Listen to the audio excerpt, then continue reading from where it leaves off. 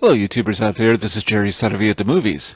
So today we're talking about films I saw in 1983 in a theater. 1983 theatrical films, first run.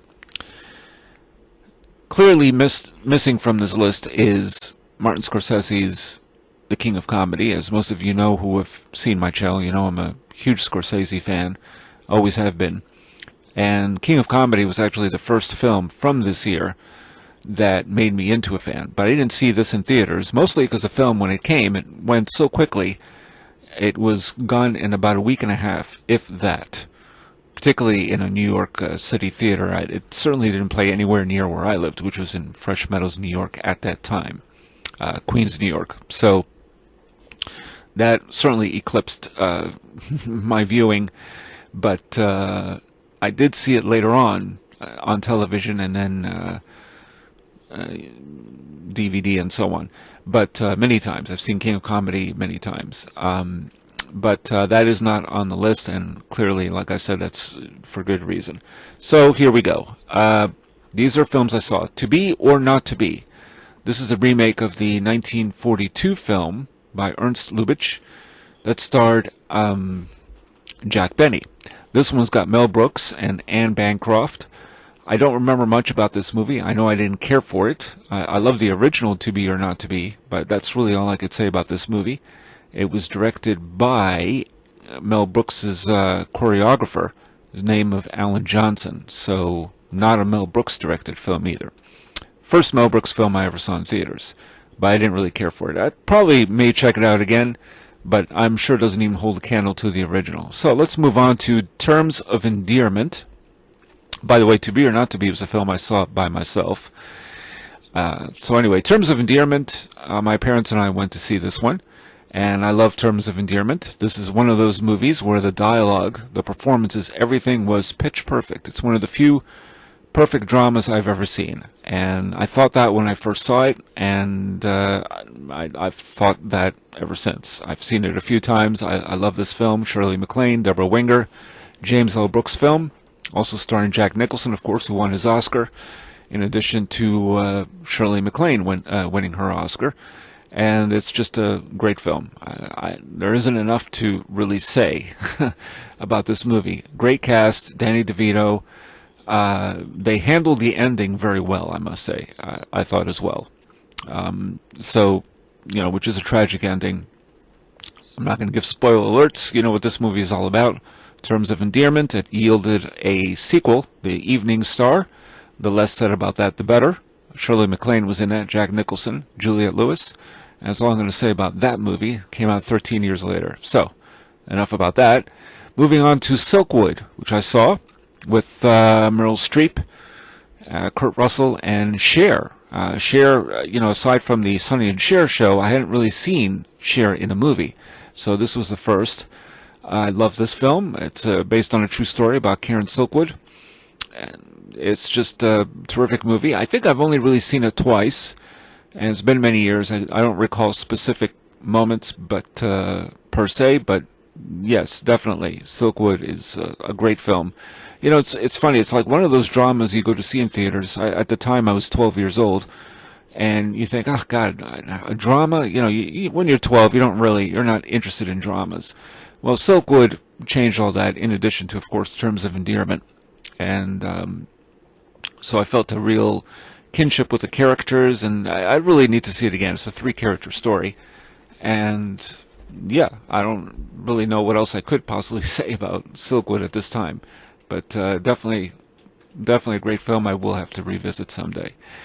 All right, we move on to an epic about the space program, The Right Stuff. This was a film directed by Philip Kaufman, who later on went and did The Unbearable Lightness of Being, which is one of my favorite films from the 1980s. And this has a terrific cast. It's got Jeff Goldblum. It's got Ed Harris, Sam Shepard, Barbara Hershey, Dennis Quaid.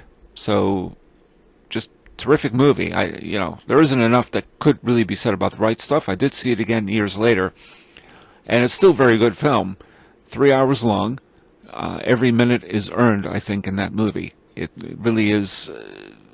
It shows just the amount of trial and error that goes into becoming an astronaut and going into space. And it's got an amazing scene where Sam Shepard breaks the sound barrier. It's just a great film. I remember when I saw this film, I remember audience comments, and one of them was from a couple of guys, certainly older than I was, in the back, who there was this running gag where Jeff Goldblum is running to an office or something. I don't know if it's set in the White House and has to make some sort of, he's holding a paper or whatever, with whatever news, and you see it from a low angle from the back as he's running, and someone said, "Oh, look, it's Ronald Reagan running to the office." It's the only thing. It's one of those audience comments that you don't quite forget. So, yeah, The Right Stuff. Terrific movie. What else can I say? There isn't much more you could say. Okay, so now here's the poster for Revenge of the Jedi. This is, of course, what Return of the Jedi was originally called. And I'm showing this poster first because I was part of the Star Wars fan club at that time. And when you're part of the Star Wars fan club back in the 1980s, this was long before internet or social media. So you receive things in the mail.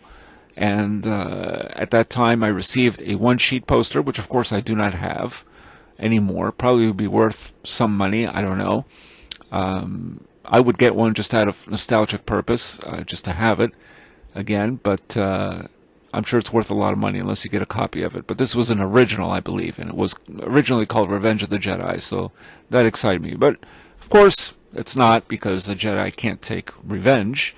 His emotions are not supposed to overwhelm him, especially dark emotions like revenge, for sure.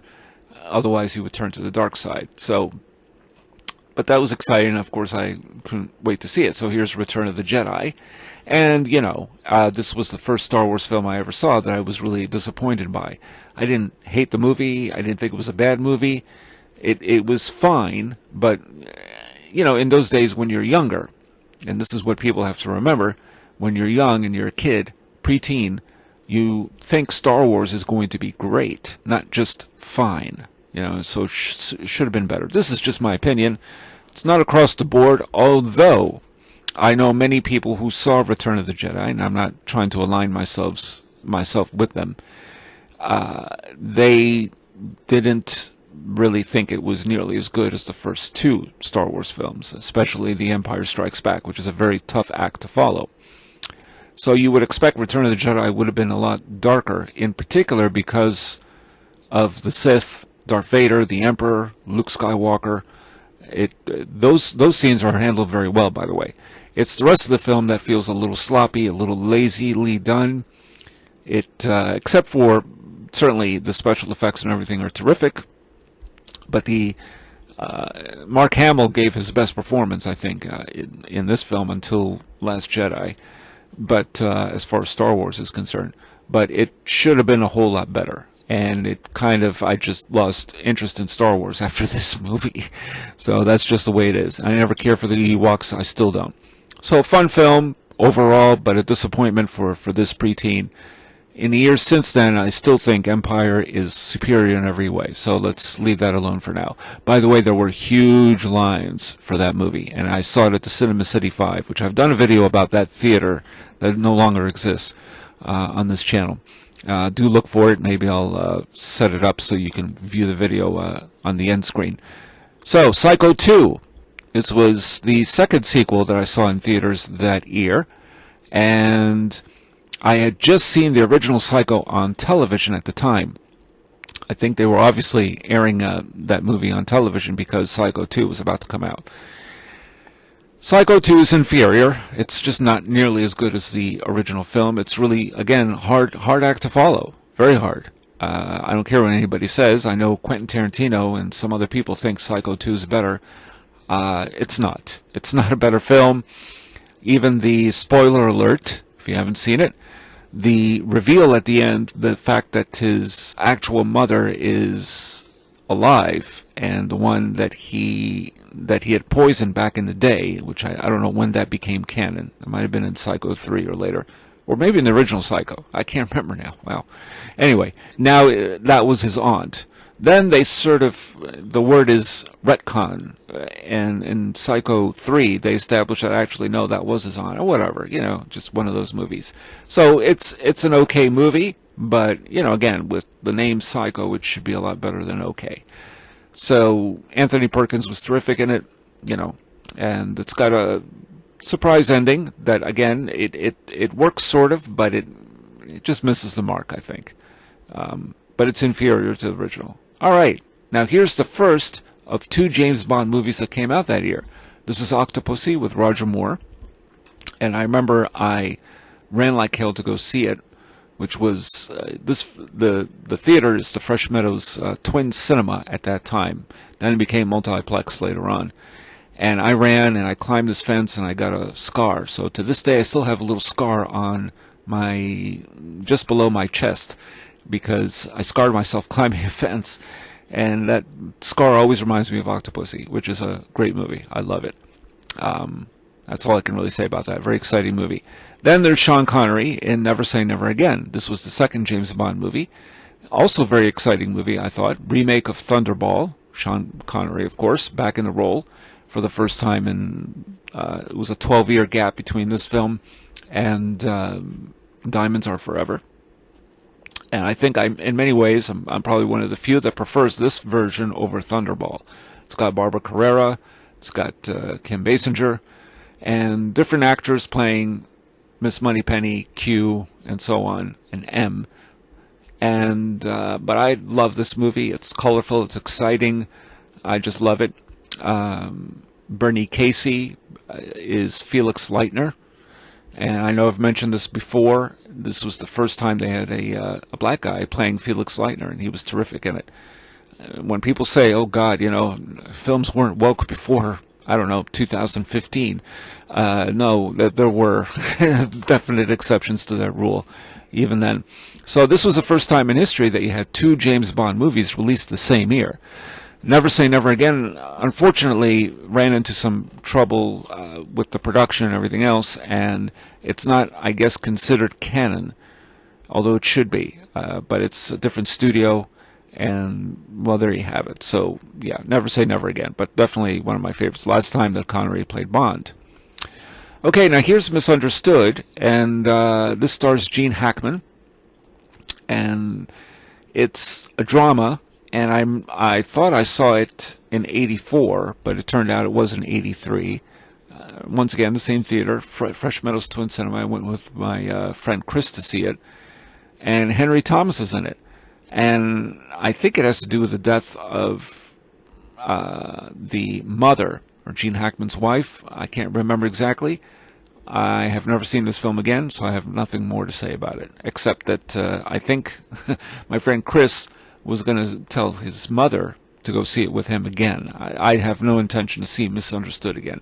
There are a lot of other Gene Hackman films that are much better. Okay, Lou Ferrigno in Hercules. The only Lou Ferrigno film I think I've ever seen in a theater.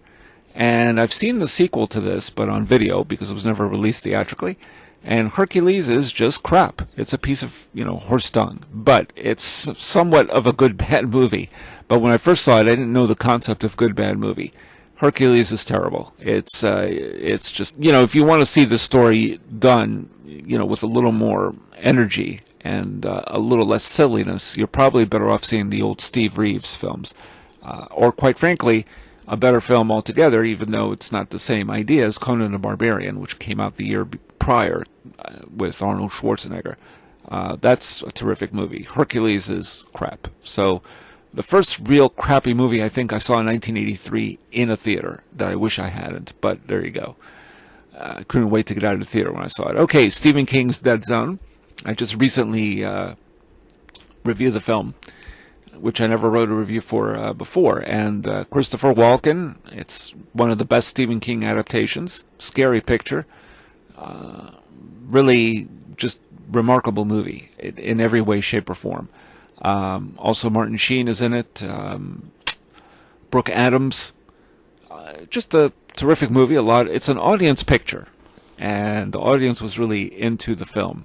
And particularly a scene with Tom Skerritt as the sheriff, as they just found out who the killer is from Castle Rock. Yeah, terrific movie. I'll never forget it.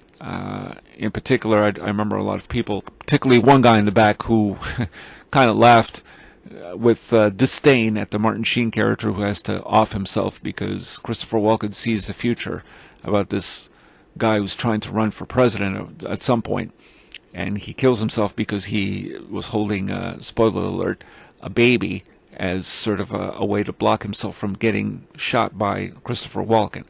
It was just, yeah, I'll never forget the reaction by this one guy in the back. I don't remember who it was. It's funny, every time I've gone to see these movies, there's usually, for some of them that are more of an audience picture than others, there's always a guy in the back, and he always has the same laugh, the same voice, or voicing his opinion by reaction, laughter, or whatever.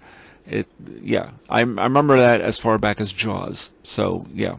I always feel like somebody had been following me all along to see these movies. Okay, Christmas Story, Christmas classic. I'm glad I saw it in theaters. There were a few people in the theater, and I think I went to the balcony to see this one, same theater, at the Fresh Meadows Twin. What can I say? It's just a great film. To me, Christmas Story is the definitive film about Christmas, plain and simple. All right, moving along, Carmen, which is the flamenco version of Bizet's Carmen. And this one, again, I was sort of dragged to see this by my mother, but I saw it, and the music blew me away, and I think it made me into a classical music fan ever since. So I have to thank Carmen by director Carlos Saura for making this. There was another version of Carmen that came out that same year. I did see it, but on video. Bizet's Carmen with Placido Domingo, and what can I say? Just terrific stuff. But the flamenco version is great, so definitely worth seeing. I saw it twice in theaters.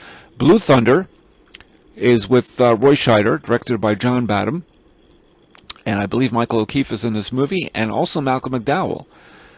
I remember, I guess I was sort of entertained by this movie, but I don't remember much about it. And I don't even remember Malcolm McDowell in it, so I don't know how you can explain that. Weird stuff. I don't know if I would sit down and watch this movie again. It's just not a high priority for me. But maybe some of you out there who've seen it will tell me, yes, check it out again. It might be better than you remember. I don't know. Like I said, I guess it was sort of entertaining, but I couldn't tell you the plot or what it was about.